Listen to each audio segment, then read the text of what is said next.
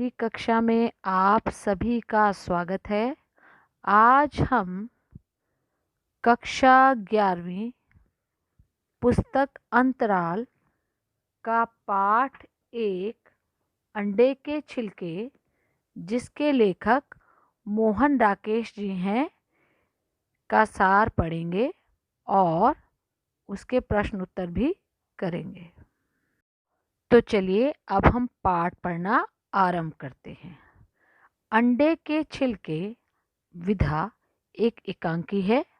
इसके एकांकीकार मोहन राकेश जी हैं। एकांकी का उद्देश्य आधुनिक समाज की दिखावे की संस्कृति और समाज की प्रकृति को प्रस्तुत करना, परंपरा और आधुनिकता के द्वंद्व को उभारना, विद्यार्थियों को संदेश देना कि वह अपने जीवन में बनावटीपन को नहीं यथार्थ को महत्व दें, परिवार में एकता एवं आत्मीयता को बनाए रखने के लिए सदस्यों द्वारा एक दूसरे की भावनाओं का सम्मान करना, धूम्रपान जैसी बुराइयों के प्रति जागरूक करना।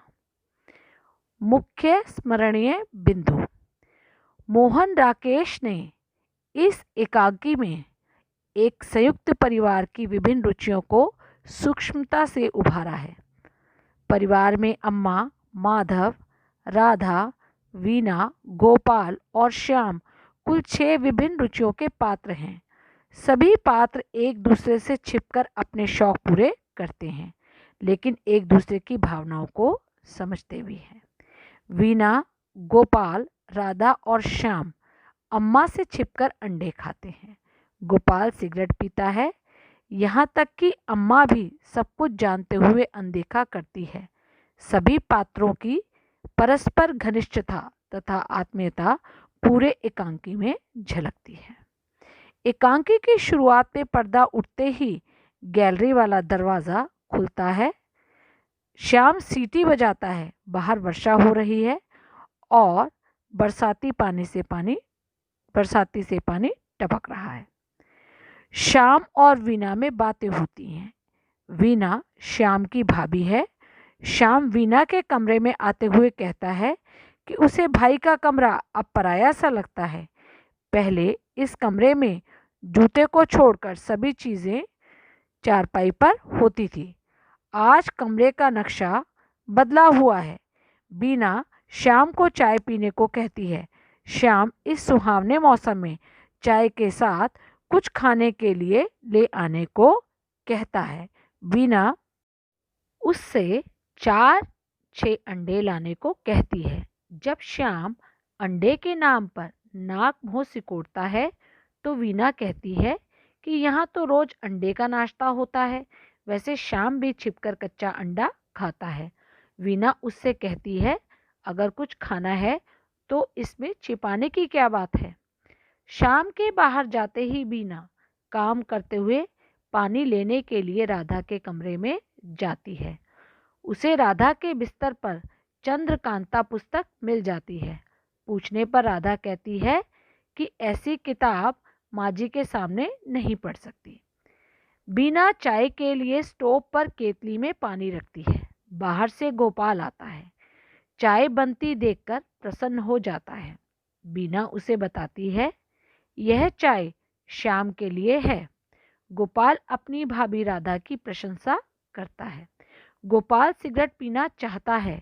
वह वीना को बताता है कि वह भाभी के सामने पी लेता है। उन्होंने यह बात किसी को नहीं बताई। थोड़ी देर में श्याम अंडे लेकर लौट आता है और उसकी पोल खुल जाती है। वीना अंडे का हलवा बनाती है। तभी जमुना देवी की आवाज़ सुनाई देती है। सब सक पका जाते हैं, सारी चीज़ें ढक देते हैं। जमुना जी अंदर आकर पूछती हैं, दरवाज़ा ऐसे क्यों बंद कर रखा है। जमुना अपने कमरे की छत चूने की शिकायत करती है। वह गोपाल से पूछती है कि वह कोने में खड़ा क्या कर रहा है। गोपाल कहता है कि वीना का हाथ जल गया है, मैं उसके लिए मरहम ढूंढ रहा हूँ। माँ पूछती है कि स्टोव के ऊपर क्या रखा है। वह देखना चाहती है। गोपाल माँ को हाथ लगाने से मना करता है। वह करंट मारने का डर दिखाता है। राधा बहाना बनाती है कि शाम के घुटने में गेंद लग गई है, इसलिए पुलटिस बांधने के लिए गर्म किया है। जमुना स्वयं पुलटिस बांधने को कहती है। गोपाल बहाने बनाकर उन्हें मना करता है तथा उन्हें उनके कमरे तक छोड़ने जाता है। वे सभी हलवा खाने लगते हैं तथा छिलकों को छिपाने का उपाय करते हैं। तभी बड़ा भाई माधव आ जाता है। माधव को सब पता चल जाता है। गोपाल उनसे प्रार्थना करता है कि अम्मा को मत बताना।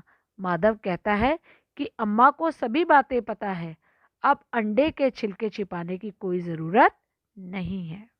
तो चलिए अब पाठ के प्रश्न उत्तर पढ़ने आरंभ करते हैं। प्रश्न 1, पराया घर तो लगता ही है भाभी, अपनी भाई भाभी के कमरे में श्याम को परायेपन का एहसास क्यों होता है? श्याम सदैव से ही लापरवाह रहा है।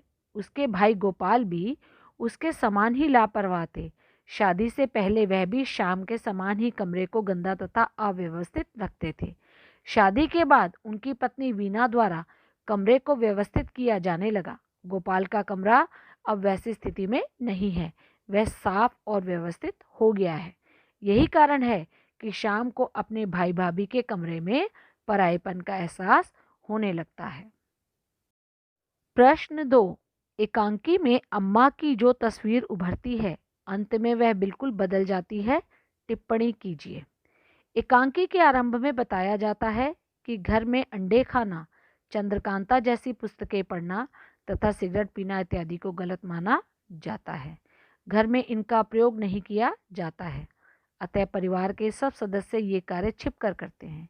इस प्रकार की बातें पढ़कर पाठक के मन में अम्मा के प्रति जो तस्वीर उभरती है, वह रूढ़िवादी सोच रखने वाली स्त्री की है, जिसकी सोच से घरवाले परेशान हैं।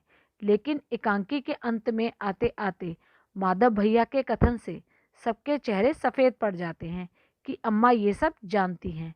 वे आगे कहती हैं कि अम्मा तो शायद मेरी वे बातें भी जानती हैं जो मैं समझता हूँ कि वे नहीं जानती। तब पाठकों को पता चलता है कि अम्मा बहुत ही सुलझी हुई स्त्री हैं। वे समझदारी से घर में हो रहे कामों के प्रति उपेक्षा भाव रखती हैं। जहाँ वे छोटे में अपने प्रति सम्मान को बनाए रखती हैं, वहीं वे दूसरों की स्वतंत्रता में हस्तक्षेप नहीं करती। वे जानती हैं यदि वे बच्चों को इन कार्यों को करने से रोकेंगी तो हो सकता है कि बच्चों के मन में उनके प्रति डर और सम्मान की भावनाएं समाप्त हो जाएंगी। अभी तो वे उनके डर से सारे काम छिपकर करते हैं। वे कुछ कहती हैं तो उनका डर निकल जाएगा और वे सारे काम खुलकर करने लगेंगे। अतः वे चुप रहकर उस डर को कायम रहने देती हैं। प्रश्न 3, अंडे खाना, चंद्रकांता संतति पढ़ना आदि किन्हीं संदर्भों में गलत नहीं है, फिर भी नाटक के पात्र इन्हें छिपकर करते हैं, क्यों? आप उनकी जगह होते तो क्या करते?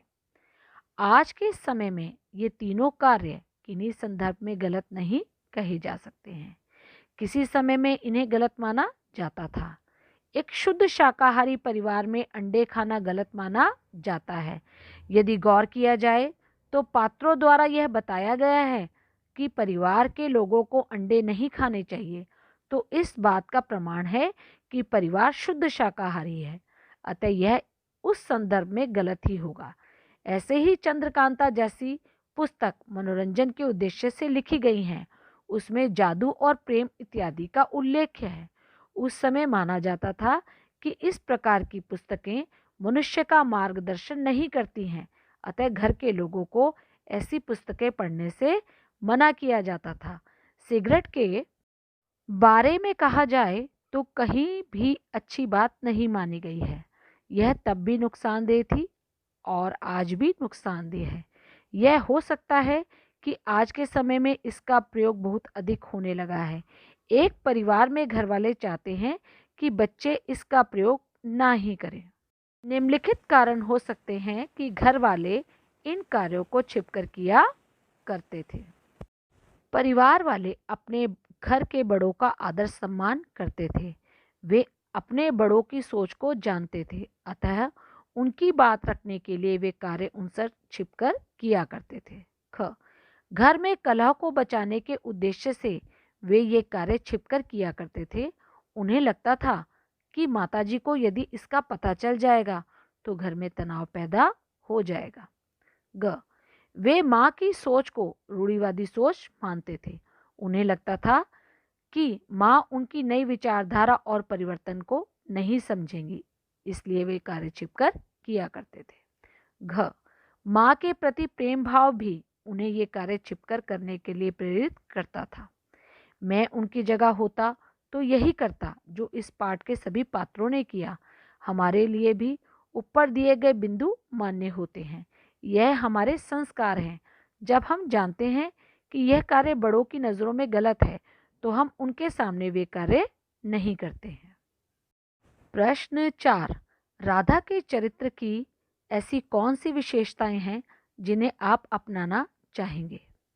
राधा के चरित्र में बहुत सी बातें हैं जिन्हें अपनाने से हम अपने चरित्र को और अच्छा बना सकते हैं। 3 बातें ऐसी हैं जिन्हें हम अपना सकते हैं। वे इस प्रकार हैं। क, राधा को पढ़ना अच्छा लगता है, इसलिए वह पढ़ती रहती है। रात में जब सब सो जाते हैं तो वह अपनी इस इच्छा को पूरा करती है। इसके लिए वह किताबें मंगवाती है। वह मात्र पढ़ने के लिए नहीं पढ़ती है, वह जो पढ़ती है उसमें सही गलत का मंथन करने की समझ उसमें विद्यमान है। अतः पौराणिक कथा से लेकर तिलस्म कथा तक के पात्रों का मंथन करती है। ख, राधा समझदार स्त्री है। वह स्थिति को संभालने के लिए तुरंत सही निर्णय लेना जानती है। दूसरों की गलती को भी छिपा लेती है। कठिनाई पड़ने पर स्वयं आगे बढ़कर आ जाती है। वह गलत कार्यों के लिए दूसरों पर इल्जाम नहीं डालती। जिस बात से स्थिति संभल जाए वह कार्य करती है। ग, राधा संजीदा स्वभाव की स्त्री है। बचपना उसके स्वभाव को छू भी नहीं गया है। घर में कौन क्या करता है उसकी सब जानकारी रखती है, लेकिन वह किसी को कुछ नहीं बताती है। इससे पता चलता है कि वह संजीदा स्वभाव की स्त्री है। प्रश्न 5, सरकार की धूम्रपान न करने की वैधानिक चेतावनी और बड़े बुजुर्गों की धूम्रपान की मनाही के पीछे कौन से कारण हैं?